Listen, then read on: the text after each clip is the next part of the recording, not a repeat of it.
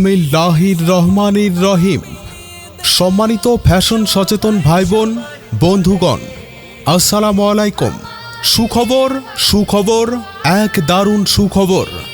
আর নয় দূরে কোথাও, এখন আপনার হাতের কাছেই 14 গ্রাম গুণবতী বাজার, পোস্ট অফিস রোড, শামীম প্লাজার নিচতলায় কেনাকাটার এক বিশ্বস্ত প্রতিষ্ঠান বন্ধু ফ্যাশন।